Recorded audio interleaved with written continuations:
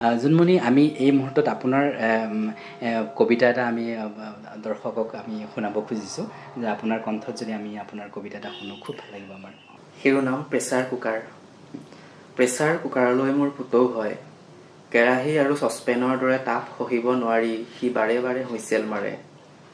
Whistle মাৰি মাৰি সি ক'ব খোজে যে জুইৰ জিভাৰ লেলিহান চেলেক সি আৰু সহ্য নকৰে। প্ৰেছাৰ কুকাৰৰ সেই পুৰুষ যেন চৰিত্ৰক মই সদায় উপহাস কৰোঁ। কেৰাহী আৰু চচপেনেই ভাল, জুইৰ যন্ত্ৰণাত জ্বলিও অন্তত কোনো এটাই কেৰেপ নকৰে। কেৰাহীত আঞ্জা উতলে, যেনেকৈ দুখ উতলে চব মানুহৰ বুকুৰ ভিতৰত থকা শোকৰ অদৃশ্য চৌকাত। চচপেন এটাৰো এক নিজস্ব অহংকাৰ আছে। উতলা গাখীৰবোৰ সি পাৰে মানে বগৰাব পাৰে, যেনেকৈ চব মানুহৰ বুকুৱে উতলা দুখবোৰ বগৰাই বোৱাব পাৰে দুচকুৰ ধাৰেৰে। প্ৰেছাৰ কুকাৰলৈ মোৰ পুতৌ হয়, এই কাৰণেই যে কেৰাহী আৰু চচপেনৰ দৰে জুইত জ্বলা জীৱনটোক সি ভাল পাব নাজানে।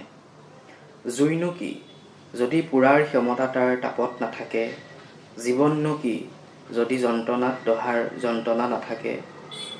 এই মহানগৰৰ মানুহবোৰে প্ৰেছাৰ কুকাৰক ভাল পায় পাগল প্ৰেমিকৰ দৰে।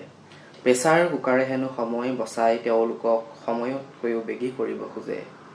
প্ৰেছাৰ কুকাৰত দিন ৰাতিৰ ভোক সিজোৱা মানুহবোৰলৈ মোৰ পুতৌ হয়, তেওঁলোকৰ বুকুৰ ভিতৰত শোকৰ চৌকাই দুখ উতলোৱা দৃশ্য তেওঁলোকে চাবকে নাজানে। বাহ কি সুন্দৰ, খুব ভাল লাগিলে।